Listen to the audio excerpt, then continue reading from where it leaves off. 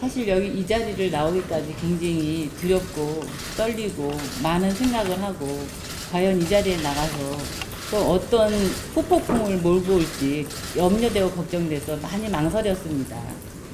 그런데 뭐 어저께 김영환 후보님이 막 김부선 씨 얘기를 거론해 주시면서 또 여러 차례 우리 애기 아빠가 저랑 6년 동안 겪었던 그 일들을 얘기해 주시면서 한편으로는 아 저런 분도 계시구나. 그렇기 때문에 내가 좀 용기를 갖고 정말 김부선 씨가 칼을 한 자루 가슴에서 뽑아낸 것 같이 시원함을 느꼈다고 얘기하면서 울었다는데 저는 칼이 하나가 아니고 한 6자루는 꺼낸 것 같아요, 진짜. 그래서 정말 용기를 갖고 있는 그대로 제가 겪었던 이 그대로를 이런 자리가 마련이 됐을 때 얘기를 하면서 저는 선거학원 정말 뭐 시기가 이렇기 때문에 오해도 받을 수 있다는 걸 충분히 이해하면서 나왔습니다. 하지만 저는 김영환 후보님도 오늘 처음 뵌 분이고 지금 뭐 장영아 변호사님도 처음 뵌 분이고 제가 저희 자녀들하고 의논을 하고 정말 이때 나가서 엄마가 바른 얘기로 진실되게 진실을 알려야지만 올바른 가치관을 갖고 평가를 해서 올바른 정치인을 뽑을 수 있지 않겠냐. 그런 차원에서 또 작년에 하늘나라 간 우리 신랑을 대신해서 우리 애기 아빠의 명예라도 회복을 시키기 위해서 이 자리에 나오게 된 것입니다. 궁금하신 거 질문해 주시면 제가 성의껏 답변해 드리겠습니다.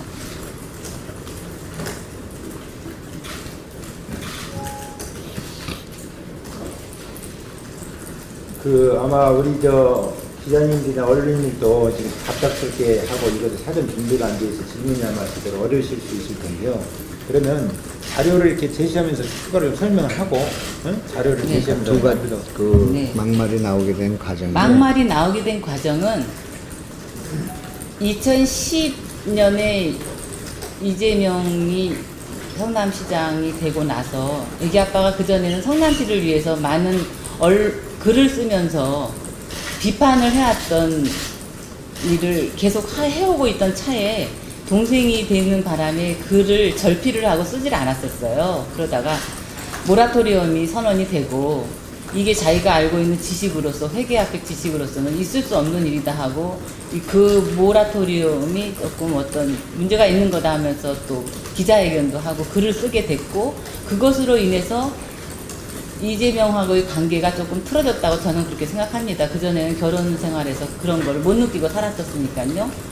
그리고 제가 저나 뭐 계속해서 비판하는 글을 쓰는 것이 불편하니까 믿고 맡기고 인권변호사 출신이라고 하니까 믿고 맡기자 우리. 그리고서는 글을 애기 아빠가 쓰지를 않으셨는데 2012년 봄이 되어서 어떤 인터넷 기사를 보면서 관변단체한테 데모를 할 수 있는 선점을 뭐 하라는 그런 기사를 읽고 아 이거는 아닌 것 같다 하면서 또 이제 그때부터 비판의 글을 쓰기 시작한 겁니다. 그래서 성남시의 바란다에다 계속 이런 많은 글을 올리게 됐고 그 글들이 올라올 때는 또 글을 쓸 때 아무 글이나 쓸 수 없으니까 여러 아는 지인들을 통해서 내용을 다 이제 파악을 한 다음에 글을 쓰게 되는데 그 과정에서 뭐 큰 소리가 났는지 뭐 그런 거는 잘 모르겠지만 하여간 그런 식으로 자료를 수집을 한 상태에서 비판의 글을 써왔는데 그 글이 어느 날 스크린 처리가 돼가지고 외부인들은 읽을 수가 없고 본인 공무원들만 볼 수 있게끔 처리가 되어 있었던 거예요. 그래서 애기 아빠가 그걸 가지고 굉장히 항의를 많이 했고 동생을 만나러 가겠다고 성남시청도 찾아갔었지만은 접견을 하려면 예약을 하고 오라고 해서 만나지도 못한 상태였었고 그러다가 5월 달에 어떻게 어렵게 전화통화가 되는 사이에 수행비서와 통화가 됐는데 백종선이란 분하고 그분하고 전화통화하면서 이제 큰 말이 오가게 됐었던 거예요. 그 내용까지 다 이야기해야 되나요? 아니, 그건 아니죠. 그러니까 그런 일이 계속 있어서 5월 중순 이후부터는 항상 저희 집에 전화도 않던 시동생이 전화를 해댔고 그래서 그 문제를 가지고 2012년 6월 5일에 김혜경 동서가 전화가 와서 만나자고 해서 아빠랑 저랑 셋이 나간 자리에서 서로 이제 그러면 각자 열심히 살고 서로 일을 비판하거나 그런 거 하지 않도록 하겠다. 우리도 글도 내릴 테니까 그 백종선이 우리를 겁박하고 협박하고 그런 일을 하지 않게 해달라고 요구를 해서 그런 일을 하고 이제 헤어지는데 그 자리에 있었던 걸 녹음을 해가는 건지 어쨌는지 그날 저녁으로 모든 거를 멈추자고 해놓고서는 밤 10시 반에 또 이재명 후보가 우리 신랑한테 전화를 해가지고 욕을 하고 뭐 어머니를 어떻게 한다는 둥 하면서 계속 그렇게 전화가 왔었어요. 그래서 애기 아빠가 더는 전화를 받을 수 없다고 수신거부를 한 상태였었는데 2012년 6월 7일 날 동서인 김혜경이가 저희 딸한테 전화를 해서 너희 아빠가 이러이러한 부분이 문제가 있다고 하면서 얘기를 하니까 우리 딸은 또 내가 아는 아버지는 그런 아버지가 아니기 때문에 하고 전화통화를 하는 동안 그 중에 야 내가 여태까지 니네 아빠 강제 입원시키는 거 말렸는데 니네 작은 아빠 하는 거 너 때문인지 알았어? 하면서 강제 입원 소리를 하게 된 거예요. 김혜경 입에서. 그리고 그 즈음에는 어떤 기자가 저희 애기 아빠를 통해서 찾아와가지고는 당신을 강제 입원시키려는 정황을 나는 알고 있다면서 그 얘기를 다 들은 상태였기 때문에 처음엔 저희는 믿지도 않았지만은 동서의 입에서 이런 얘기가 나오다 보니까 아 이게 진짜 사실이었구나. 이거 큰일 났다. 어떻게 이런 일이 있을 수 있느냐 하면서 아빠가 그 녹음 파일들을 다 아는 뭐 이 장 변호사님도 그 파일을 받으셨다 그러고 저희가 6월 16일 날짜에는 성남시의회 참여마당에까지 글을 쓰고 그 녹음 파일을 올리고 이런 식으로 애기 아빠는 강제 입원권에 대해서 알리려고 노력을 많이 했어요. 그랬더니 6월 9일인가 10일 날 그 전해줬던 기자와 우리 애기 아빠랑 저랑 셋이 있는 자리에 전화가 온 거예요. 이재명 성남시장이. 그래서 제가 아빠한테 그랬어요. 여보 전화를 내가 좀 받을게. 왜 그러는지 이유를 알아야 될 것 같아요. 그래서 전화를 받았더니 다짜고짜 형님 바꾸라고 시작하면서 욕을 그렇게 해댄 거예요. 그때는 애기 아빠가 진짜 사무실에 있어도 있는 자리가 아니라 쓰러져서 이러고서는 너무 충격을 받았기 때문에 그렇고 있는 자리라 제가 그랬잖아요. 쓰러져서 약 먹고 있다고. 그래서 도대체 무슨 이유로 우리한테 그러느냐고. 그랬더니 막 있는 없는 여기 욕을 하면서 그 욕을 십몇 분을 했던 것 같아요. 제가 듣는 동안 그 비참하고 참담하고 곤욕스럽고 당황스럽고 황당하고 여러분은 당해보시지 않아서 모르겠지만 저는 그렇게 삶을 욕 들어먹게끔 살아보지는 않았다고 저는 생각하는데 무슨 이유도 없이 그냥 무조건 퍼대는 거예요. 본인이 어떤 상태였는지 모르겠지만은. 그래서 그 일이 있고 나서 전화도 안 받고 하니까 계속 뭐 문자 날라오고 그랬었어요. 그래서 애기 아빠가 어머니를 찾아뵙고 한번 얘기 좀 해보자. 왜 이런 일이 일어나는지 상황도 설명하고 좀 말려달라고 우리 얘기를 하자. 그래서 7월 15일 날 어머님 댁을 찾아간 거예요. 근데 마침 그 자리에 시동생하고 시누이가 같이 저녁을 먹고 있던 자리였었기 때문에 거기서 이제 이런저런 얘기를 하면서 시작하려고 하니까 애기 아빠가 자기 동생이 썼던 글이 갑자기 또 생각이 난 거예요. 그래서 너는 왜 인터넷에 알지도 못하면서 막 나에 대한 뭐 가족 회의를 했니 말았냐 하는 글을 인터넷에 네가 쓸 수가 있느냐 했더니 그 막내 동생이고 우리 애기 아빠가 7남매인데 순서로 셋째고 그 동생은 7번째 동생이니까 나이 차이가 꽤 많이 있습니다. 안동지방에서는 뭐 여러분이 나이 차이가 우습게 생각할지 몰라도 굉장히 위계 질서가 있고 제가 시댁 모임을 해도 시어른들하고 또 아주버님하고 뭐 눈 마주쳐서 얘기하고 뭐 그런 분위기가 아니에요 시댁이. 그런데 덤벼드는 거예요 우리 신랑한테. 덤벼들면서 내가 썼는데 뭐 어떠냐고 하면서 덤벼드니까 세상에 둘이 싸우면 그 자리에 있는 나는 우리 신랑을 붙잡고 신우는 시동생을 붙잡고 싸움을 말리지 등 떠밀면서 싸우라고 그러진 않지 않겠습니까? 그래서 정말 그 순간 잠깐 그런 게 있었다가 자기 안방으로 이제 우리 신랑이 뛰어들어가고 걔도 뛰어들어오고 해서 안방 침대에서 정말 2, 3초도 안 해. 한 20초도 안 돼. 아니 순간 따닥거리고 우리 애기 아빠도 긁히고 안경 부러지고 뭐 그런 사이고 나중에는 걔가 우리 신랑 새끼손가락을 깨물어가지고 깨물으니까 애기 아빠가 소리 지르고 본인은 뛰쳐나가면서 다시는 형님 안 볼 거라면서 그리고 나갔기 때문에 그 자리에 어머니는 계시지도 않았어요. 밖에 계셨고. 그러면서 우리가 어떻게 세상에 태어나서 이런 일이 있을 수가 있냐고 왜 도대체 우리가 이렇게 돼야 되냐면서 돌아오는 길에 이재명 후보가 전화가 와서 집을 부셨느니 어머니를 때렸느니 가만두지 않겠다고 고소를 한다느니 그래서 다시는 상종을 못할 사람들이겠다 생각하고 집에 도착한 거예요. 7월 15일 날 오후에 집에 9시 반에 도착했더니 그때 중앙경찰서에서 경찰 2분인가 3분이 봉고차를 타고 집 앞에서 딱 대기하고 계시더라고요. 존속 폭행을 했기 때문에 연행한다고. 그래서 그 즉시 우리 애기 아빠는 경찰서로 잡혀가서 조사를 받았어요. 조사를 받고 새벽 1시 반에 우리 딸하고 나하고 이종사촌 형님하고 우리 신랑이랑 4명이 경찰 조사 받은 몇 시간 동안 있다가 새벽 1시 반에 찻집인지 호프집인지 거기서 이제 너무 기가 막히다고 허기지다고 뭐라도 먹고 가야 되지 않냐고 그래서 모인 자리가 있었는데 그날 전화가 또 왔어요. 이재명 씨가. 제가 이거 녹취해 놓은 건데 이걸 읽으면서도 떨리지만은 읽어드릴게요. 7월 16일 날 오전 1시 33분에 전화한 거예요. 제가 한 게 아니고 전화가 온 거예요. 제가 여보세요 그랬죠. 그랬더니 조사받고 가냐 이년아? 됐던 말이 그거예요. 그래서 제가 전화를 끊었어요. 또 욕하는 것 같다고. 그랬더니 또 전화를 했어요. 33분 44초에. 여보세요? 그래서 여보세요? 그래서 내가 왜 전화하시냐고 그랬더니 조사받고 가냐 이년아? 이 나쁜 년아? 그러면 제가 지금 형수한테 뭐 하는 소리입니까? 아이고 형수님 아니 위아래도 없는 거예요 거기는. 니네 어머니 칼로 쑤셔 죽인다는 년이잖아. 아이고 말도 안 되는 소리 왜 맨날 지어대더니 아니 소설을 쓰시네요 맨날. 병신 같은 년. 어이구 이거를 공개해라. 녹음해가지고 칼로 쑤시니까 좋더냐? 아이고 약 좀 잡수세요. 이 씨발년아. 이제 저한테 전화하지 마세요. 끊을래요. 너한테 안 해 이년아. 형님 바꿔봐 미친 새끼. 이게 7월 15일 날 조사받고 가는 16일 날 한 전화통화 내역입니다. 그러니까 막말을 제가 왜 들어야 되는 거예요? 본인이 강제 입원하려는 게 들통이 났잖아요. 7월 6일 저희 딸하고 김혜경 씨가 통화하던 중에 들통이 났잖아요.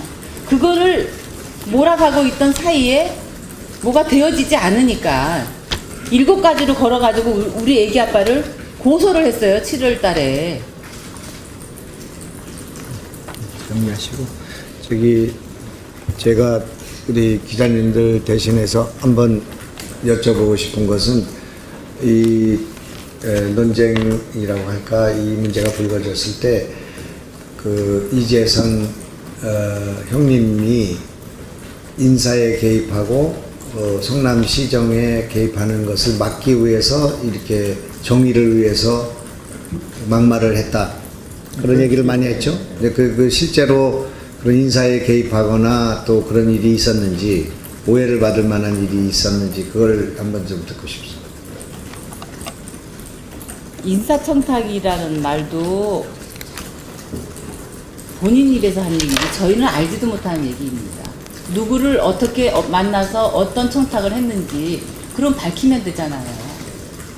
본인이 누구를 만났더니 돈을 얼마를 주면서 이 사람을 가지고 좀 청탁을 했으니까 이렇게 구체적으로 변호사니까 특별히 더 얘기할 수 있는 상황 아닙니까? 그런 일 없었습니다. 애기 아빠는 너무 맑아서 맑은 물이 물고기에서 못 산다는 소리를 듣고 살아온 사람이고 학교 다닐 때도 운동권 출신으로서 회계사가 돼서 성남에 회계사 3명일 때 들어왔지만 내가 가지고 있는 재능을 가지고 재능 기부 차원에서 비판 일을 하면서 그렇게 살아오신 분이에요. 본인이랑 같이 성남 시민 모임이란 걸 같이 활동을 또 했었고 그러니까 그거는 본인이 지어낸 허무맹랑한 얘기입니다. 질문 더 받아보시죠.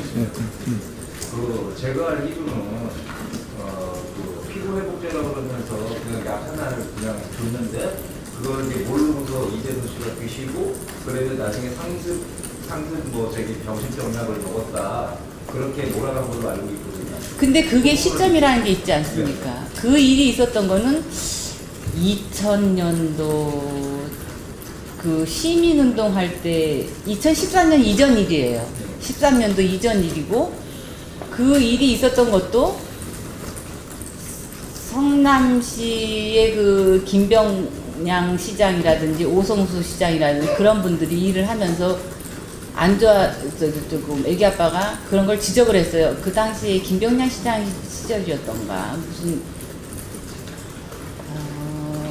어떤 IT 기자들이 무슨 관에서 할 수 있는 무슨 프로젝트 같은 거에 들어오시려고 했는데 그게 조금 불법적인 일이었었던가 봐요. 그래서 그 일을 지적했어요, 애기 아빠가. 그때는 그때 당시에 그 신문, 지역 신문을 보면은 애기 아빠가 너무도 많은 비판글을 싣고 있다는 게 지금 증거로도 다 보여드릴 수 있을 정도로 갖고 있습니다. 그렇기 때문에 그런 일들을 항상 하고 있었던 사람이었기 때문에 질타도 많이 받았고 그런 일로 해서 그걸 모함하기 위해서 그런 일이 벌어졌던 거예요. 그런 걸 자꾸만 글로 쓰고 찾아다니면서 이렇더라 저렇더라 하고 취재를 하러 다니니까 거기에서 불이익을 당하는 사람들이 좀 이상한 거 아니야? 그러면서 자기네들이 모함을 해서 자기네들끼리 우리 부부를 불러내서 같이 저녁 먹자고. 왜냐면 그때 애기 아빠 회계사무실에 그분 부인이 의사시면서 병원을 하고 계셨고 그 병원을 애기 아빠가 세무를 해주시고 있었기 때문에 그 집 부부와 우리 부부가 만나서 있던 자리에서 그런 약을 하나 준 적은 있어요. 그게 2013년 전의 일이에요. 2013년이 뭐예요? 2003년, 그렇죠. 13년 전인 것 같아요. 예. 중요한 얘기 아니시죠? 이재명 후보 같은 경우에는 네. 이제 현대관계가 틀어진 게 네. 이재명 씨가 노무에게서 5천만 원을 빌리려다가 틀어진 다음에 폭언을 하셨다. 그때부터 틀어져 이렇게 얘기하는데 아닙니다. 틀어진 건 그게 아니고 모라토리엄 때문에 틀어진 겁니다. 그런 적이 없었나요? 그거는 극히 2006년도에 그런 일이 있긴 있었지만 그 일로 해서 우리 신랑이 엄마랑 의절을 했다든지 집을 안 갔던지 그런 게 아니지 않습니까? 늘 생활비 드렸고 항상 명절 때 찾아뵙고 어느 시댁에나 마찬가지로 뭐 때만 되면 모이는 거 있잖아요. 시댁에 그런 식으로 가족 모임도 하고 그러는데 폭언 없었죠. 어머니한테 무슨 폭언을 해요? 잠깐만요. 제가 알기로는 그 어머니가 살고 계신 그 조그만 아파트, 네. 그게 그 재산 형성을 할 때, 네. 그 5천만 원이라는 부분도 반반 이재선 씨가 반, 그다음에 그 어머니 돈 반 해가지고서 그 아파트를 얻은 걸로 알고 있거든요.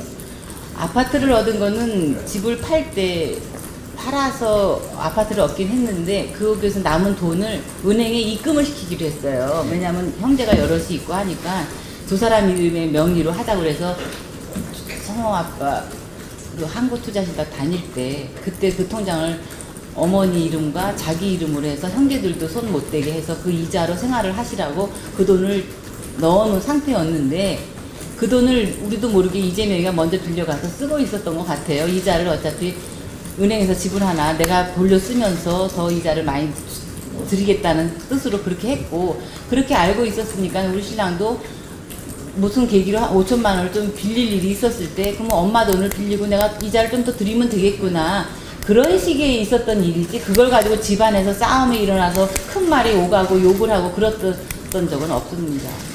그리고요. 근데 그 얘기를 그 일이 있었던 게 2006년도나 5년도 일인데 2012년 5월 달에 저희 집에 전화를 하기 시작했다고 그랬잖아요. 그 전화를 시작하면서 그런 얘기를 꺼내면서 애기 아빠를 막 화나게 만들었었던 거예요. 엉뚱한 얘기를 하게 되면 여러분 화나지 않나요? 많이 하시니까 자꾸 질문하시고 싶고 하는데 네. 끝나고 하시기로 하고 또 다른 기자들 질문이 없으시면 그 따님과 김혜경 씨 간에 주고받은 통화요. 네. 그 녹취록은 혹시 있나요? 네, 있습니다. 녹취록 공개하는 기간이 좀 있으신가요? 녹취 파일이나 아니면 녹취록이나요?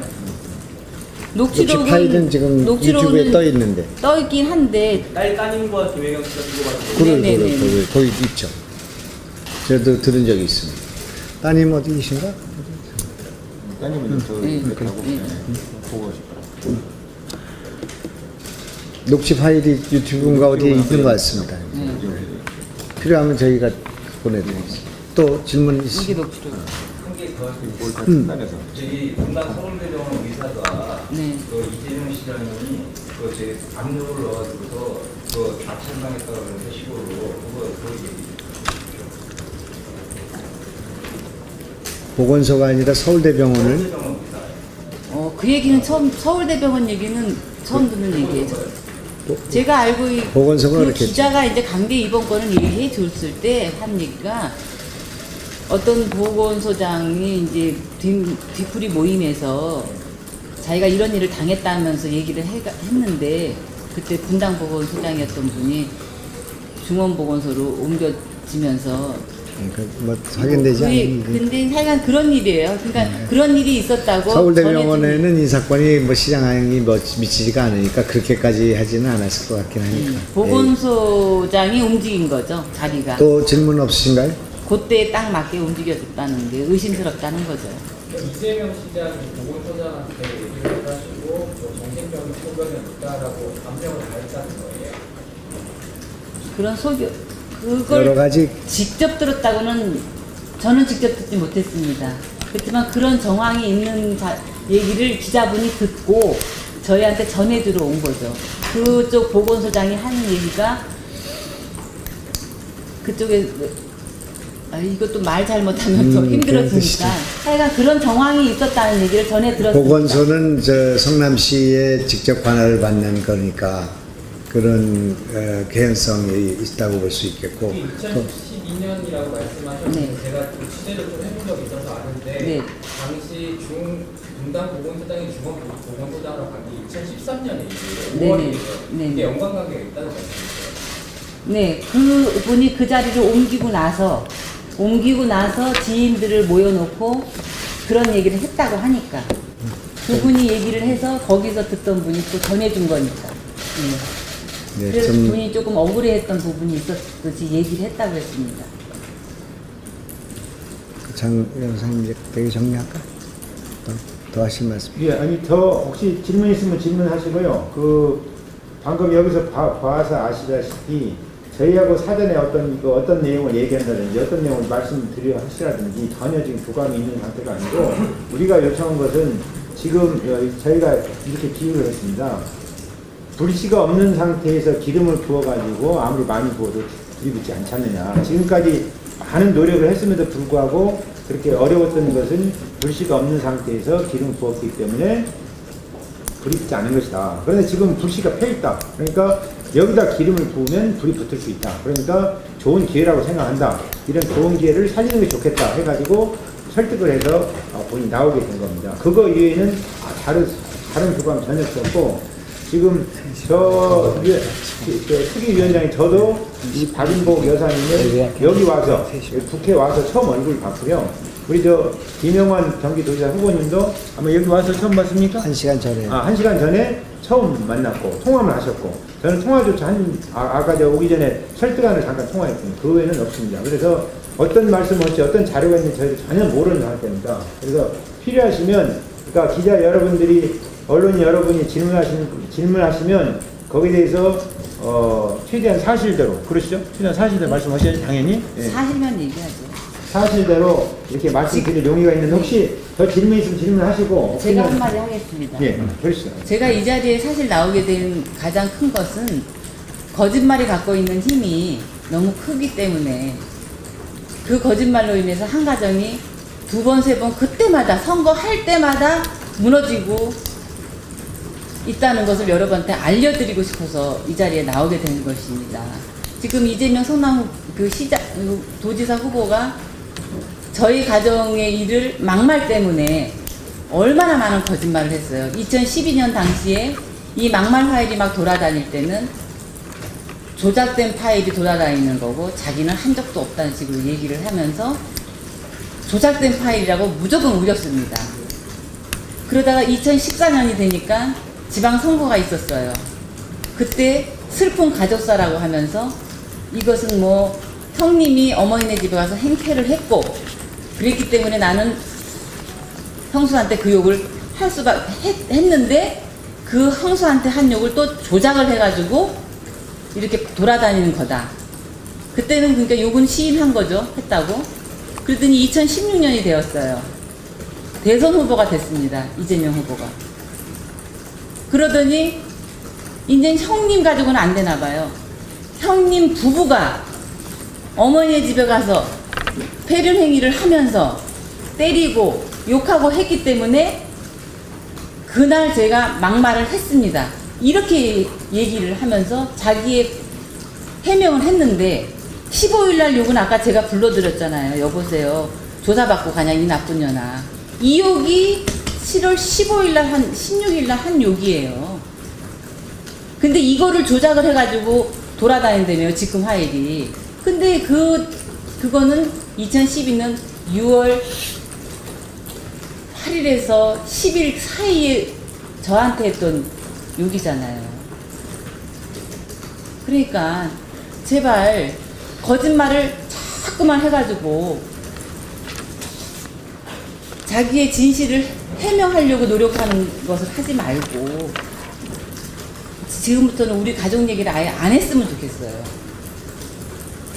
슬픈 가족사라고 막 무슨 작품 쓰듯이 작품을 써서 각본 쓰고 제작하고 해가지고 모든 것을 알리지 말고 제발 우리 가족 얘기를 이후에는 하지 말고 본인이 그냥 그때 심정이 어땠는지 몰라도 무슨 일을 만들어 가려다가 그런 막말을 했으면 그냥 죄송하다 잘못했다 하면 되는 거 아니에요? 왜 5월 13일 날 세상 한 번도 문자도 보내지도 않고 인사도 없이 지나더니 5월 13일 날 왜 우리 딸은 고소하겠다는 협박 문자 비슷한 협박 문자를 보내느냐고요 또. 그럼 언제까지 선거할 때까지 할 때마다 우리 가족은 맨날 협박당해야 되고 고소당해야 되고 2017년도에 이 억울함을 가지고 애기 아빠 살아계실 때 고소를 했었어요. 명예훼손으로. 그랬더니 3월 달에는 저쪽 이재명 측에서도 우리 부부를 고소를 했더라고요. 그래서 이제 아빠가 11월 달에 돌아가시고 아유 내가 모든 걸 다 잊자. 모든 걸 다 잊고 살아야 되겠다고 18년 1월 달에는 가서 고소를 취하했어요 저는. 근데 상대방은 어땠나요? 취하 안 했습니다. 아직도 고소를. 기소 중지 중이에요 지금. 선거 끝나고서는 어떻게 해본다고 변호사가 전해주더라고요. 이게 현실이에요. 이게 현실인데 또 5월 13일에 우리 딸 뭐 페북에 글이 남아있느니 어쩌니 하면서 법적 조치를 할 테니까 글을 내리라고. 언제까지 하려냐고요. 언제까지. 저는 이제 더는 더 이상 돌아가신 우리 신랑의 명예 회복을 위해서라도 2번 다시 그냥 참회하고 죄송하다고 제가 정말 생각이 짧았다고 하던지 그렇게 반성을 해야 되는 거 아니에요? 전 그 얘기가 하고 싶습니다. 그래서 김부선 씨한테도 얘기하고 싶어요. 용기를 내셔서 녹취도 하셨으면 나와서 저처럼 얘기했어요. 굉장히 마음이 후련해요. 진짜 후련합니다. 제 얘기를 여러분이 들어주시면 그 얘기가 또 여러 다른 국민들한테 들려질 테고 그러면은 내가 누구를 뽑아야 될지는 판단하실 거 아니에요. 저는 정치적인 색깔이 없습니다. 무슨 어느 당에 가입해 본 적도 없고 남경필 지사님을 뭐 본 적도 없어요. 뵌 적도 없고 전화 온 적도 없고 저한테 전화한 사람 한 분도 없어요. 다만 김영하 님이 공개 토론 하시면서 저희 얘기를 막 했을 때 아 저분은 어떻게 그 많은 자료를 다 준비해서 이렇게 얘기를 해주냐. 너무너무 고맙구나 저분이. 그렇게만 생각하고 있었어요. 그러다가 아니다 용기를 내자. 어저께 다른 기자님 만나서 인터뷰하면서 아니다 내 용기를 더 내서 사실대로 말씀을 드리고 오해가 됐던 부분 저쪽에서 막 오해하면서 거짓 해명해서 거짓말을 낳게끔 했던 거 우리 신랑이 맨날 쟤는 내 동생이 거짓말쟁이라고 외쳤던 거 그거를 저는 이 자리에서 밝히고 싶었습니다. 말씀하세요. 그 이재명 후보와 이재선 씨가 진흙탕 싸움하고 비정상적인 상황이 되기 전에 그러니까 2010년에 이제 이재명 시장이 처음으로 성남시장이 당선이 되고 네. 그러니까 우리가 일반적으로 알기에는 이제 그 이재선 씨가 뭐 인사문제에 개입을 해서 뭐 월권 행사를 이런 문제잖아요. 그런 게 없었다니까요. 그렇죠. 근데 이제 네. 그 아까 글을 쓰셨다고 하셨잖아요. 비판의 글, 예, 예. 시정 비판의 글. 여기 보니까 뭐 인사문제에서 비판을 좀 했다고 이재명 그게 76개의 글이 있는데 그거를 여러분이 볼 수가 있으면 찾아서 보세요. 근데 스크린 처리가 되어 있으면 볼 수가 없잖아요. 우리 애기 아빠가 올린 글은 어떤 뭐 누구를 지정해서 어떻게 해달라고 쓴 글은 하나도 없습니다. 이런 일이 있을 때 정당한 게 아니라 뭔가 정당한 비판일 수도 있는 네네네네 그런 글을 쓴 거죠. 네네네 정당한 비판을 제시한 글이지 누구를 어떻게 해달라 뭐 이런 얘기를 쓴 게 아니에요. 다 있는 얘기를 떠돌아다니는 얘기를 이래 촉발된 거 아니면 그 전부터 사이가 원래 나빴나요? 그건 아니에요. 나쁘지 않았습니다. 그 전에 한 번이라도 싸웠던 적이 있냐고 물어보시면 되는 거잖아요. 그런 적이 없습니다. 제가 86년도에 결혼을 했지만은 그동안 한 번도 집안에서 형제들 간에 싸운 적이 없어요. 그러니까 더 황당한 거죠, 저희는. 성남시 모라토리움 탄압 2010년 그거 네, 그 이유가 촉발됐다고 저는 생각합니다. 그때 애기 아빠가 재수 씨하고 통화를 하면서 굉장히 안 좋은 얘기를 들었다고 그랬었거든요. 똑같이 뭐 갚아준다는 등 뭐 그런 식의 얘기를 듣고 변호사 얘기를 하면 안 된다고 그랬었거든요, 애기 끝내. 아빠가. 끝내지. 더 질문이십니까? 저 여기 방송국도 많이 와 있는데 네. 본인 얼굴이 공개되는 거 이런 거 왜 두려움이 없겠어요? 있죠. 그렇지만은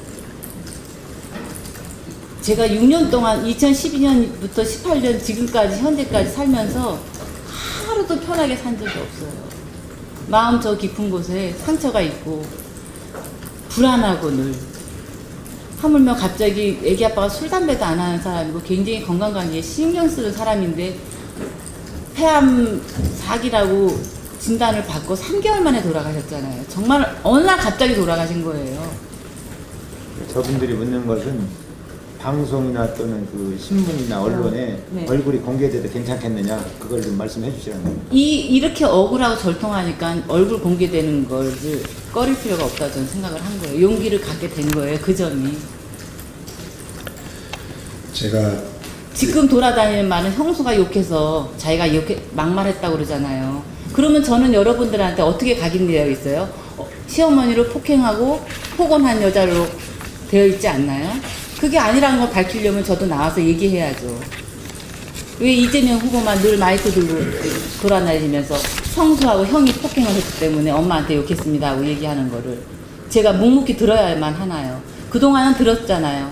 들었는데 우리 애기 아빠 하늘나라 가고 나니까 용기가 생긴 거예요. 애기 아빠 명예를 훼손한 거를 찾고 내 명예도 찾아야지. 여자로서 듣지 못할 욕을 들었음에도 사과 한번 들어본 적이 없잖아요. 그 막내 동생이랑 싸우셨다고 했을 때 어머니는 그 집에 안 계셨다는 거죠? 그 어머니가 계셨지만은 그분은 방 밖에 있었다. 방 밖에 있었다는 거죠. 안방 밖에. 질문이 없으면 오늘 간담회 마치도록 하겠습니다. 예, 여러분들 제가 조금 다른 걸로 좀 이게 선거 때라서 뵐 수가 없을 것 같아서 살짝만 오늘 이 자료를 또 드리겠습니다. 이거는 주진우 기자가 김부선 씨에게 제 용어대로 사과문 대피를 한 과정을 카톡에 있는 그 내용을 입수한 것인데 이런 과정을 거쳐서 사과문이 만들어졌다는 것을 보여드리기 위해서 오늘 자료를 드리겠습니다. 또 오늘 저는 아침에 김현정 쇼에 그 라디오가 연결돼서 정봉주 전 의원이 진실을 밝힐 필요가 있다 그렇게 또 제안했습니다. 주진우가 내용을 알고 있다는 것은 어제 또 우리 봉지영 누구의 그 어제 김현규인가요? 이현규인가 하는 분의 그 페이스북 글을 통해서 밝혀진 바가 있습니다만은 이게 김부선 씨의 그 문제를 알고 있는 주진우 또 김어준 또 제가 입수한 여러 가지 정황으로 봐서 정봉주 전 의원이 이 문제를 잘 알고 있다고 생각합니다.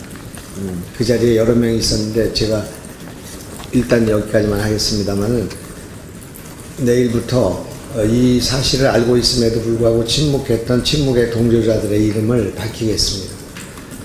어떻게 이런 일이 진행되고 이런 무지막지한 인격살인이 벌어졌음에도 불구하고 이 분들이 침묵했는가, 알고도 덮었는가, 가까운 사람이기 때문에 이렇게 했는가 하는 문제를 저는 거론할 생각으로 있다는 말씀을 드리고, 이것이 선거의 유불리의 문제가 아니라고 생각합니다. 그래서 그렇게 말씀드리겠습니다.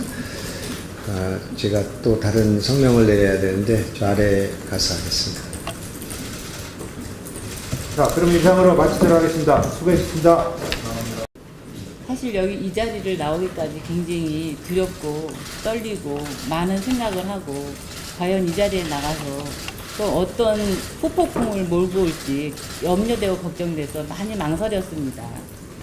그런데 뭐 어저께 김영환 후보님이 막 김부선 씨 얘기를 거론해 주시면서 또 여러 차례 우리 애기 아빠가 저랑 6년 동안 겪었던 그 일들을 얘기해 주시면서 한편으로는 아, 저런 분도 계시구나. 그렇기 때문에 내가 좀 용기를 갖고 정말 김부선 씨가 칼을 한 자루 가슴에서 뽑아낸 것 같이 시원함을 느꼈다고 얘기하면서 울었다는데, 저는 칼이 하나가 아니고 한 6자루는 꺼낸 것 같아요, 진짜. 그래서 정말 용기를 갖고 있는 그대로, 제가 겪었던 일 그대로를 이런 자리가 마련이 됐을 때 얘기를 하면서, 저는 선거학은 정말 뭐 시기가 이렇기 때문에 오해도 받을 수 있다는 걸 충분히 이해하면서 나왔습니다.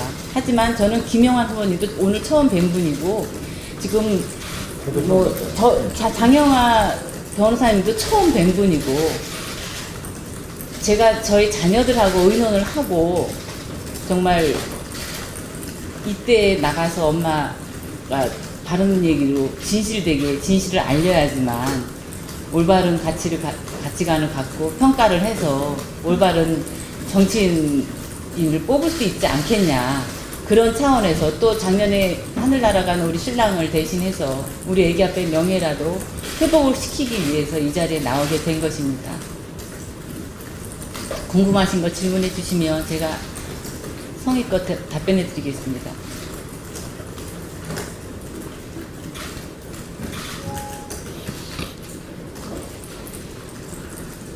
아마 우리 기자님들이나 언론님도 지금 갑작스럽게 하고 이것도 사전 준비가 안 돼 있어 질문이 아마 제대로 어려우실 수 있을 텐데요.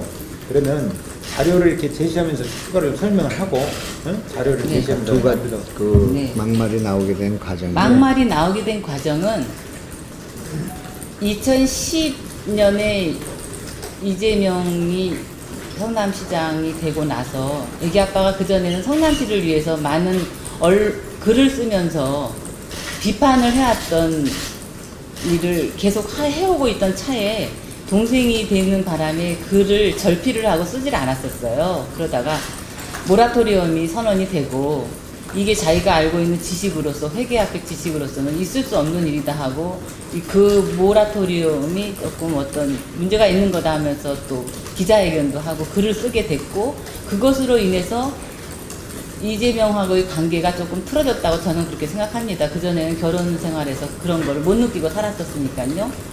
그리고 제가 저나 뭐 계속해서 비판하는 글을 쓰는 것이 불편하니까 믿고 맡기고 인권변호사 출신이라고 하니까 믿고 맡기자 우리. 그리고서는 글을 애기 아빠가 쓰지를 않으셨는데 2012년 봄이 되어서 어떤 인터넷 기사를 보면서 관변단체한테 데모를 할 수 있는 선점을 뭐 하라는 그런 기사를 읽고, 아, 이거는 아닌 것 같다 하면서 또 이제 그때부터 비판의 글을 쓰기 시작한 겁니다. 그래서 성남시의 바란다에다 계속 많은 글을 올리게 됐고, 그 글들이 올라올 때는 또 글을 쓸 때 아무 글이나 쓸 수 없으니까 여러 아는 지인들을 통해서 내용을 다 이제 파악을 한 다음에 글을 쓰게 되는데, 그 과정에서 뭐 큰 소리가 났는지 뭐 그런 거는 잘 모르겠지만 하여간 그런 식으로 자료를 수집을 한 상태에서 비판의 글을 써왔는데, 그 글이 어느 날 스크린 처리가 돼가지고 외부인들은 읽을 수가 없고 본인 공무원들만 볼 수 있게끔 처리가 되어 있었던 거예요. 그래서 애기 아빠가 그걸 가지고 굉장히 항의를 많이 했고,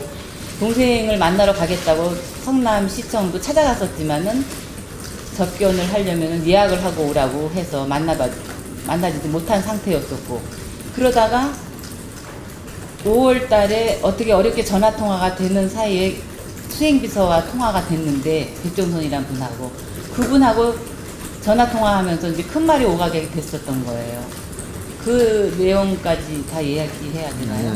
그건 아니죠. 그러니까 그런 일이 계속 있어서 5월 중순 이후부터는 항상 저희 집에 전화도 않던 시동생이 전화를 해댔고, 그래서 그 문제를 가지고 2012년 6월 5일에 김혜경 동서가 전화가 와서 만나자고 해서 아빠랑 저랑 셋이 나간 자리에서 서로 이제 그러면 각자 열심히 살고 서로 일을 비판하거나 그런 거 하지 않도록 하겠다. 우리도 글도 내릴 테니까 그 백종선이 우리를 겁박하고 협박하고 그런 일을 하지 않게 해달라고 요구를 해서 그런 일을 하고 이제 헤어지는데, 그 자리에 있었던 걸 녹음을 해가는 건지 어쨌든지 그날 저녁으로 모든 거를 멈추자고 해놓고서는 밤 10시 반에 또 이재명 후보가 우리 신랑한테 전화를 해가지고 욕을 하고 뭐 어머니를 어떻게 한다는 둥 하면서 계속 그렇게 전화가 왔었어요.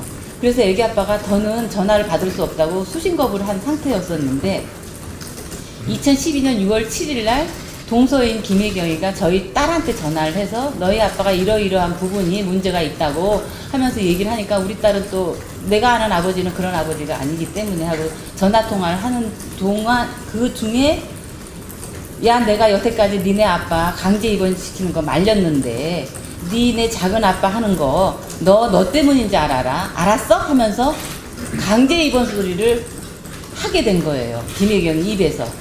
그리고 그 즈음에는 어떤 기자가 저희 애기 아빠를 통해서 찾아와가지고는 당신을 강제 입원시키려는 정황을 나는 알고 있다면서 그 얘기를 다 들은 상태였기 때문에 처음엔 저희는 믿지도 않았지만은 동서의 입에서 이런 얘기가 나오다 보니까 아 이게 진짜 사실이었구나.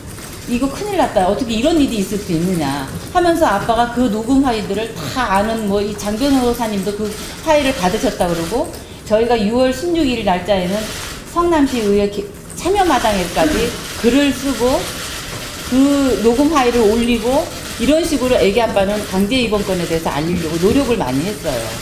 그랬더니 6월 9일인가 10일 날 그 전해줬던 기자와 우리 애기 아빠랑 저랑 셋이 있는 자리에 전화가 온 거예요. 이재명 성남시장이. 그래서 제가 아빠한테 그랬어요. 여보 전화를 내가 좀 받을게. 왜 그러는지 이유를 알아야 될 것 같아요. 그래서 전화를 받았더니 다짜고짜 형님 바꾸라고 시작하면서 욕을 그렇게 해댄 거예요. 그때는 애기 아빠가 진짜 사무실에 있어도 있는 자리가 아니라 쓰러졌어 이러고서는 너무 충격을 받았기 때문에 그렇고 있는 자리라서 제가 그랬잖아요. 쓰러져서 약 먹고 있다고. 그래서 도대체 무슨 이유로 우리한테 그러느냐고. 그랬더니 막 있는 없는 여기 욕을 하면서 그 욕을 십몇 분을 했던 것 같아요. 제가 듣는 동안 그 비참하고 참담하고 곤욕스럽고 당황스럽고 황당하고 여러분은 당해보시지 않아서 모르겠지만 저는 그렇게 삶을 욕 들어먹게끔 살아보지를 않았다고 저는 생각하는데 무슨 이유도 없이 그냥 무조건 퍼대는 거예요. 본인이 어떤 상태였는지 모르겠지만은. 그래서 그 일이 있고 나서 전화도 안 받고 하니까 계속 뭐 문자 날라오고 그랬었어요. 그래서 애기 아빠가 어머니를 찾아뵙고 한번 얘기 좀 해보자. 왜 이런 일이 일어나는지 상황도 설명하고 좀 말려달라고 우리 얘기를 하자. 그래서 7월 15일 날 어머님 댁을 찾아간 거예요. 근데 마침 그 자리에 시동생하고 시누이가 같이 저녁을 먹고 있던 자리였었기 때문에 거기서 이제 이런저런 얘기를 하면서 시작하려고 하니까 애기 아빠가 자기 동생이 썼던 글이 갑자기 또 생각이 난 거예요. 그래서 너는 왜 인터넷에 알지도 못하면서 막 나에 대한 뭐 가족 피해를 했니 말았냐 하는 글을 인터넷에 네가 쓸 수가 있느냐 했더니 그 막내 동생이 막내 동생이고 우리 애기 아빠가 7남매인데 순서로 셋째고 그 동생은 7번째 동생이니까 나이 차이가 꽤 많이 있습니다. 안동지방에서는 뭐 여러분이 나이 차이가 우습게 생각할지 몰라도 굉장히 위계질서가 있고 제가 시댁 모임을 해도 시어른들하고 또 아주버님하고 뭐 눈 마주쳐서 얘기하고 뭐 그런 분위기가 아니에요 시댁이. 그런데 덤벼드는 거예요 우리 신랑한테. 덤벼들면서 내가 썼는데 뭐 어떠냐고 하면서 덤벼드니까 세상에 둘이 싸우면 그 자리에 있는 나는 우리 신랑을 붙잡고 신우는 시동생을 붙잡고 싸움을 말리지 등 떠밀면서 싸우라고 그러진 않지 않겠습니까? 그래서 정말 그 순간 잠깐 그런 게 있었다가 자기 안방으로 이제 우리 신랑이 뛰어들어가고 걔도 뛰어들어오고 해서 안방 침대에서 정말 2, 3초도 안 해. 한 20초도 안 돼. 순간 따닥거리고 우리 애기 아빠도 긁히고 안경 부러지고 뭐 그런 사이고 나중에는 걔가 우리 신랑 새끼손가락을 깨물어가지고 깨물으니까 애기 아빠가 소리 지르고 본인은 뛰쳐나가면서 다시는 형님 안 볼 거라면서 그리고 나갔기 때문에 그 자리에 어머니는 계시지도 않았어요. 밖에 계셨고.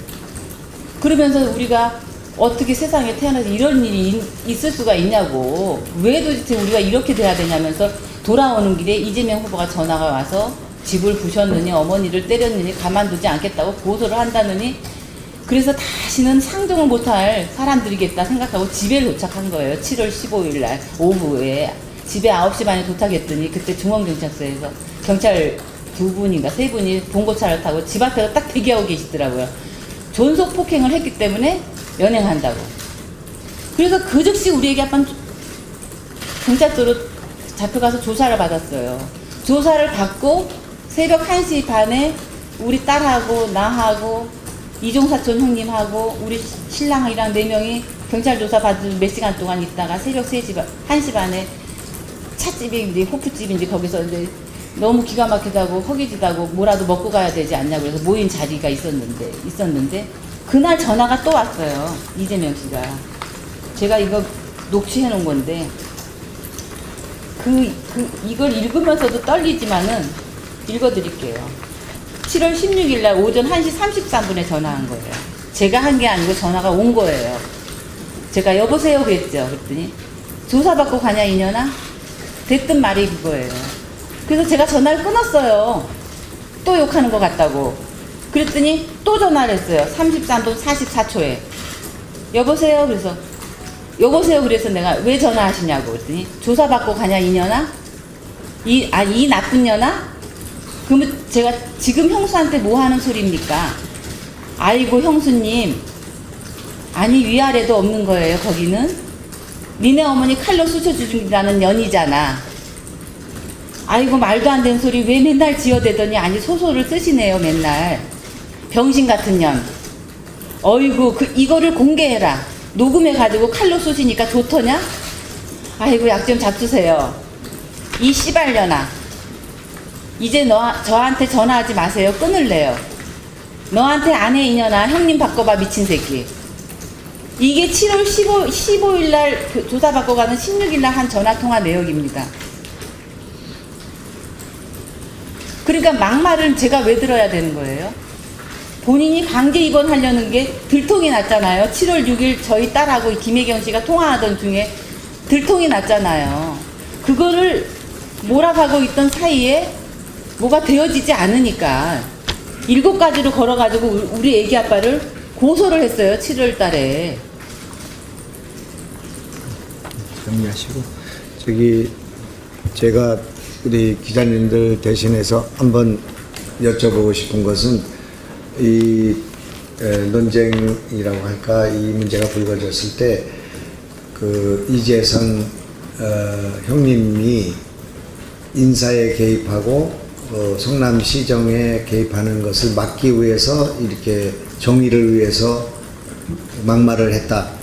그런 얘기를 많이 했죠. 근데 실제로 그런 인사에 개입하거나 또 그런 일이 있었는지 오해를 받을 만한 일이 있었는지 그걸 한번 좀 듣고 싶습니다. 인사청탁이라는 말도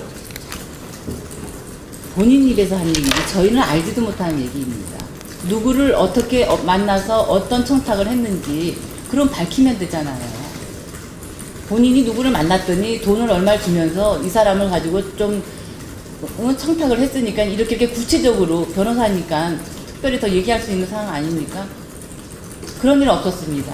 애기 아빠는 너무 맑아서 맑은 물이 물고기에서 못 산다는 소리를 듣고 살아온 사람이고 학교 다닐 때도 운동권 출신으로서 회계사가 돼서 성남에 회계사 3명일 때 들어왔지만 내가 가지고 있는 재능을 가지고 재능 기부 차원에서 비판 일을 하면서 그렇게 살아오신 분이에요. 본인이랑 같이 성남 시민 모임이란 걸 같이 활동을 또 했었고 그러니까 그거는 본인이 지어낸 허무맹랑한 얘기입니다. 질문 더 받아보시죠. 제가 알기로는 그 피부 회복제라고 그러면서 그냥 약 하나를 그냥 줬는데 그걸 이제 모르고서 모르고서 이재선 씨가 드시고 그래도 나중에 상습 뭐 저기 병신병약을 먹었다 그렇게 몰아간 걸로 알고 있거든요. 근데 그게 시점이라는 게 있지 않습니까? 그 일이 있었던 거는 2000년도 그 시민운동 할 때 2014년 이전 일이에요. 13년도 이전 일이고 그 일이 있었던 것도 성남시의 그 김병양 시장이라든지 오성수 시장이라든지 그런 분들이 일을 하면서 안 좋아, 조금 애기 아빠가 그런 걸 지적을 했어요. 그 당시에 김병양 시장 시절이었던가 무슨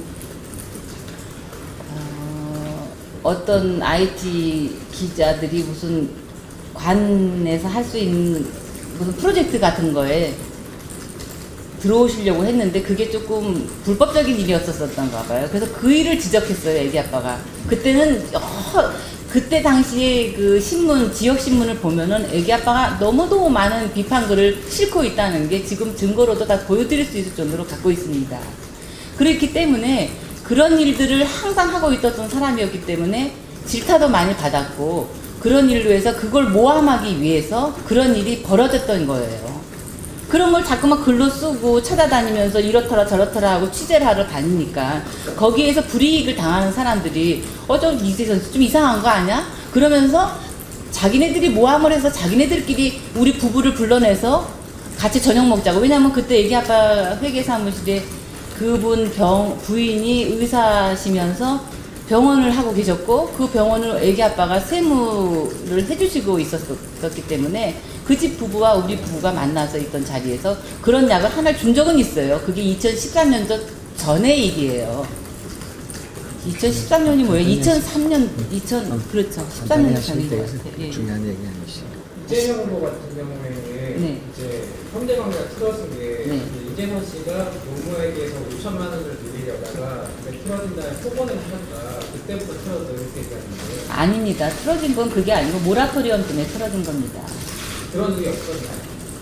그거는 극히 2006년도에 그런 일이 있긴 있었지만 그 일로 해서 우리 신랑이 엄마랑 의절을 했다든지 집을 안 갔던지 그런 게 아니지 않습니까? 늘 생활비 드렸고 항상 명절 때 찾아뵙고 어느 시댁이나 마찬가지로 뭐 때만 되면 매일 모이는 거 있잖아요. 시댁에 그런 식으로 가족 모임도 하고 그러는데 폭언 없었죠. 어머니한테 무슨 폭언을 해요? 잠깐만요. 저기 제가 알기로는 그 어머니가 살고 계신 그 조그만 아파트, 네. 그게 그 재산 형성을 할 때, 네. 그 저기 5천만 원이라는 부분도 반반 이재선 씨가 반, 그다음에 그 어머니 돈 반 해가지고서 그 아파트를 얻은 걸로 알고 있거든요. 아파트를 얻은 거는 집을 팔 때 팔아서 아파트를 얻긴 했는데 거기서 남은 돈을 은행에 입금을 시키기로 했어요. 왜냐하면 형제가 여럿이 있고 하니까 두 사람 이름의 명의로 하자고 그래서 성호 아빠 한국투자신가 다닐 때 그때 그 통장을 어머니 이름과 자기 이름으로 해서 형제들도 손 못 대게 해서 그 이자로 생활을 하시라고 그 돈을 넣어놓은 상태였는데 그 돈을 우리도 모르게 이재명이가 먼저 빌려가서 쓰고 있었던 것 같아요. 이자를 어차피 은행에서 지불하나 내가 돌려 쓰면서 더 이자를 많이 드리겠다는 뜻으로 그렇게 했고 그렇게 알고 있었으니까 우리 신랑도 무슨 계기로 5천만 원을 좀 빌릴 일이 있었을 때 그러면 엄마 돈을 빌리고 내가 이자를 좀 더 드리면 되겠구나 그런 식의 있었던 일이지 그걸 가지고 집안에서 싸움이 일어나서 큰 말이 오가고 욕을 하고 그랬던 적은 없습니다. 그리고요. 근데 그 얘기를 그 일이 있었던 게 2006년도나 5년도 일인데 2012년 5월 달에 저희 집에 전화를 하기 시작했다고 그랬잖아요. 그 전화를 시작하면서 그런 얘기를 꺼내면서 애기 아빠를 막 화나게 만들었었던 거예요. 엉뚱한 얘기를 하게 되면 여러분 화나지 않나요? 많이 하시니까 자꾸 질문하시고 싶구나. 한 16일 날 한 욕이에요. 근데 이거를 조작을 해가지고 돌아다닌다며요, 지금 화일이. 근데 그거는 2012년 6월 8일에서 10일 사이에 저한테 했던 욕이잖아요. 그러니까 제발 거짓말을 자꾸만 해가지고 자기의 진실을 해명하려고 노력하는 것을 하지 말고 지금부터는 우리 가족 얘기를 아예 안 했으면 좋겠어요. 슬픈 가족사라고 막 무슨 작품 쓰듯이 작품을 써서 각본 쓰고 제작하고 해가지고 모든 곳에 알리지 말고 제발 우리 가족 얘기를 이후에는 하지 말고 본인이 그냥 그때 심정이 어땠는지 몰라도 무슨 일을 만들어 가려다가 그런 막말을 했으면 그냥 죄송하다 잘못했다 하면 되는 거 아니에요? 왜 5월 13일 날 세상 한 번도 문자도 보내지도 않고 인사도 없이 지나더니 5월 13일 날 왜 우리 딸은 고소하겠다는 협박 문자, 비슷한 협박 문자를 보내느냐고요, 또. 그럼 언제까지 선거할 때까지 할 때마다 우리 가족은 맨날 협박당해야 되고 고소당해야 되고 2017년도에 이 억울함을 가지고 애기 아빠 살아계실 때 고소를 했었어요, 명예훼손으로.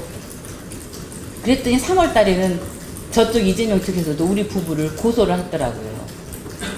그래서 이제 아빠가 11월 달에 돌아가시고 아유 내가 모든 걸 다 잊자, 모든 걸 다 잊고 살아야 되겠다고 18년 1월 달에는 가서 고소를 취하했어요, 저는. 근데 상대방은 어땠나요? 취하 안 했습니다, 아직도 고소를. 기소 중지 중이에요, 지금. 선거 끝나고서는 어떻게 해본다고 변호사가 전해주더라고요. 이게 현실이에요. 이게 현실인데 또 5월 13일에 우리 딸 뭐 페북에 글이 남아있느니 어쩌니 하면서 법적 조치를 할 테니까 글을 내리라고. 언제까지 하려냐고요, 언제까지. 저는 이제 더는 더 이상 돌아가신 우리 신랑의 명예 회복을 위해서라도 두 번 다시 그냥 참회하고 죄송하다고 제가 정말 생각이 짧았다고 하던지 그렇게 반성을 해야 되는 거 아니에요? 전 그 얘기가 하고 싶습니다. 그래서 김부선 씨한테도 얘기하고 싶어요. 용기를 내셔서 녹취도 하셨으면 나와서 저처럼 얘기했어요. 굉장히 마음이 후련해요. 진짜 후련합니다. 제 얘기를 여러분이 들어주시면 그 얘기가 또 여러 다른 시민들, 국민들한테 들려질 테고 그러면은 내가 누구를 뽑아야 될지는 판단하실 거 아니에요. 저는 정치적인 색깔이 없습니다. 무슨 어느 당에 가입해 본 적도 없고 남경필 지사님을 뭐 본 적도 없어요. 뵌 적도 없고 전화 온 적도 없고 저한테 전화한 사람 한 분도 없어요. 다만 김영하 님이 공개 토론 하시면서 저희 얘기를 막 했을 때 아 저분은 어떻게 그 많은 자료를 다 준비해서 이렇게 얘기를 해주냐, 너무너무 고맙구나 저분이, 그렇게만 생각하고 있었어요. 그러다가 아니다, 용기를 내자. 어저께 다른 기자님 만나서 인터뷰하면서 아니다, 내 용기를 더 내서 사실대로 말씀을 드리고 오해가 됐던 부분, 저쪽에서 막 오해하면서 거짓 해명해서 거짓말을 낳게끔 했던 거, 우리 신랑이 맨날 쟤는 내 동생이 거짓말쟁이라고 외쳤던 거, 그거를 저는 이 자리에서 밝히고 싶었습니다. 말씀하세요. 그 이재명 후보와 이재선 씨가 진흙탕 싸움하고 비정상적인 상황이 되기 전에, 그러니까 2010년에 이제 이재명 시장 처음으로 성남시장이 당선이 되고, 네.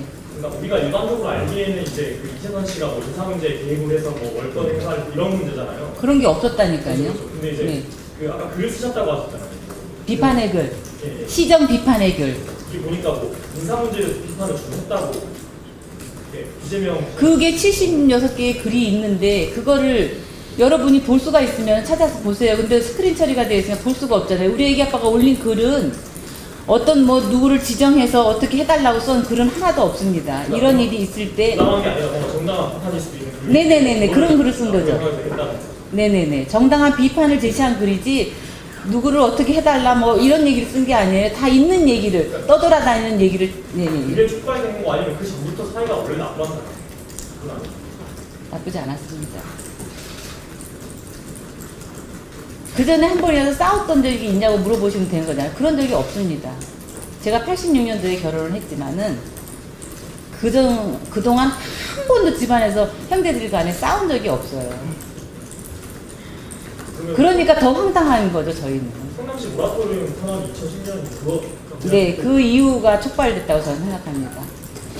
그때 애기 아빠가 재수 씨하고 통화를 하면서 굉장히 안 좋은 얘기를 들었다고 그랬었거든요. 똑같이 뭐 갚아준다는 등 뭐 그런 식의 얘기를 듣고 얘기를 하면 안 된다고 그랬었거든요, 애기 아빠가. 끝내죠. 더 질문 있습니까? 저 여기 방송국도 많이 와 있는데 네. 본인 얼굴이 공개되는 거 이런 거 왜 두려움이 없겠어요? 있죠. 그렇지만은 제가 6년 동안 2012년부터 18년 지금까지 현재까지 살면서 하루도 편하게 산 적이 없어요. 마음 저 깊은 곳에 상처가 있고 불안하고 늘 하물며 갑자기 애기 아빠가 술 담배도 안 하는 사람이고 굉장히 건강관리에 신경 쓰는 사람인데 폐암 4기라고 진단을 받고 3개월 만에 돌아가셨잖아요. 정말 어느 날 갑자기 돌아가신 거예요. 근데 네. 끝나고 하시기로 하고 또 다른 기자들 질문 없으시면 그 따님과 김혜경 씨까지 주고받은 통화요. 네. 그 녹취록은 혹시 있나요? 네, 있습니다. 녹취록은 공개하는 기간이 좀 있을까요? 녹취 파일이나 아니면 녹취록이나요? 녹취 파일은 지금 유튜브에 떠 있는데. 떠 있긴 한데 따님과 김혜경 씨가 주고받은 그걸 네네네. 거기 있죠. 저도 들은 적이 있습니다. 따님 어디 계신가? 따님은 저 네. 이렇게 하고 네. 보고 싶어요. 녹취 파일이 유튜브인가 어디에 있는 것 같습니다. 네. 필요하면 저희가 보내드리겠습니다. 또 질문 이게 있으시죠? 녹취록. 한개더 뭘다 판단해서. 저기 분당 서울대병원 의사가 네. 그 이재명 시장이 그 제 압력을 넣어가지고서 그 좌천당했다고 그런 식으로 그거 얘기. 보건소가 아니라 서울대병원을 서울대병원 의사. 그 얘기는 처음 서울대병원 얘기는 처음 듣는 얘기예요. 제가 알고 보건소가 그 그렇겠죠. 기자가 이제 강제 입원권을 얘기해 줬을 때 한 얘기가 어떤 보건소장이 이제 뒤풀이 모임에서 자기가 이런 일을 당했다면서 얘기를 했는데 그때 분당 보건소장이었던 분이 중원보건소로 옮겨지면서 뭐 확인되지 않는 근데 하여간 그런 일이에요. 그러니까 그런 일이 있었다고 서울대병원에는 이 사건이 뭐 시장항이 미치지가 않으니까 그렇게까지 하지는 않았을 것 같긴 하니까. 보건소장이 움직인 거죠, 자리가. 또 질문 없으신가요? 그때에 딱 맞게 움직여줬다는 게 의심스럽다는 거죠. 이재명 시장이 보건소장한테 얘기를 하시고 또 정신병 소견이 있다라고 압력을 가했다는 거예요. 그런 소견, 여러 그걸 가지 직접 들었다고는 저는 직접 듣지 못했습니다. 그렇지만 그런 정황이 있는 얘기를 기자분이 듣고 저희한테 전해 들어온 거죠. 그쪽 보건소장이 하는 얘기가 그쪽에 이것도 말 잘못하면 더 힘들어지니까 하여간 그런 정황이 있었다는 얘기를 전해 들었습니다. 보건소는 저 성남시에 직접 관할을 받는 거니까 그런 개연성이 있다고 볼 수 있겠고. 2012년이라고 말씀하셨는데 네. 제가 그 취재를 좀 해본 적이 있어서 아는데 네. 당시 분당 보건소장이 중원 보건소장으로 간 게 2013년에 이제 네네. 5월이에요. 네네. 이게 연관관계가 있다는 말씀이세요. 네, 그분이 그 자리를 옮기고 나서 지인들을 모여놓고 그런 얘기를 했다고 하니까 그분이 얘기를 해서 거기서 듣던 분이 또 전해준 거니까. 네. 네, 그래서 좀 분이 조금 억울해했던 부분이 있었듯이 얘기를 했다고 했습니다. 장 변호사님 이제 되게 정리할까? 더 하실 말씀? 예, 아니 더 혹시 질문 있으면 질문하시고요. 그 방금 여기서 봐서 아시다시피 저희하고 사전에 어떤 내용을 얘기한다든지 어떤 내용을 말씀드려 하시라든지 전혀 지금 교감이 있는 상태가 아니고 우리가 요청한 것은 지금 저희가 이렇게 기울여 했습니다. 불씨가 없는 상태에서 기름을 부어가지고 아무리 많이 부어도 들이붙지 않지 않느냐. 지금까지 많은 노력을 했음에도 불구하고 그렇게 어려웠던 것은 불씨가 없는 상태에서 기름 부었기 때문에 불이 붙지 않은 것이다. 그런데 지금 불씨가 펴있다. 그러니까 여기다 기름을 부으면 불이 붙을 수 있다. 그러니까 좋은 기회라고 생각한다. 이런 좋은 기회를 살리는 게 좋겠다 해가지고 설득을 해서 본인이 나오게 된 겁니다. 그거 이외에는 다른 교감 전혀 없었고 지금 특위위원장이 저도 이 박인복 여사님을 여기 와서 국회 와서 처음 얼굴 봤고요. 우리 김영환 경기도지사 후보님도 아마 여기 와서 처음 봤습니까? 1시간 전에. 1시간 전에 처음 만났고 통화를 하셨고 저는 통화조차 아까 오기 전에 설득안을 잠깐 통화했거든요. 그 외에는 없습니다. 그래서 어떤 말씀을 할지 어떤 자료가 있는지 저희도 전혀 모르는 상태입니다. 그래서 필요하시면 그러니까 기자 여러분들이 언론 여러분이 질문하시면 거기에 대해서 최대한 사실대로, 그러시죠? 최대한 사실대로 말씀하셔야지, 당연히. 예. 사실만 얘기하죠. 사실대로 이렇게 말씀드릴 용의가 있는데, 혹시 더 질문 있으면 질문하시고. 제가 없으면- 한마디 하겠습니다. 예, 그러시죠. 제가 이 자리에 사실 나오게 된 가장 큰 것은 거짓말이 갖고 있는 힘이 너무 크기 때문에 그 거짓말로 인해서 한 가정이 두 번, 세 번 그때마다 선거할 때마다 무너지고 있다는 것을 여러분한테 알려드리고 싶어서 이 자리에 나오게 된 것입니다. 지금 이재명 성남 도지사 후보가 저희 가정의 일을 막말 때문에 얼마나 많은 거짓말을 했어요. 2012년 당시에 이 막말 파일이 막 돌아다닐 때는 조작된 파일이 돌아다니는 거고 자기는 한 적도 없다는 식으로 얘기를 하면서 조작된 파일이라고 무조건 우겼습니다. 그러다가 2014년이 되니까 지방선거가 있었어요. 그때 슬픈 가족사라고 하면서 이것은 뭐 형님이 어머니네 집에 가서 행패를 했고 그랬기 때문에 나는 형수한테 그 욕을 할 수밖에 했는데 그 형수한테 한 욕을 또 조작을 해가지고 이렇게 돌아다니는 거다. 그때는 그러니까 욕은 시인한 거죠. 했다고. 그랬더니 2016년이 되었어요. 대선 후보가 됐습니다. 이재명 후보가. 그러더니 이제 형님 가지고는 안 되나 봐요. 형님 부부가 어머니의 집에 가서 폐륜 행위를 하면서 때리고 욕하고 했기 때문에 그날 제가 막말을 했습니다. 이렇게 얘기를 하면서 자기의 해명을 했는데 15일날 욕은 아까 제가 불러드렸잖아요. 여보세요. 조사받고 가냐 이 나쁜 년아. 이 욕이 7월 15일날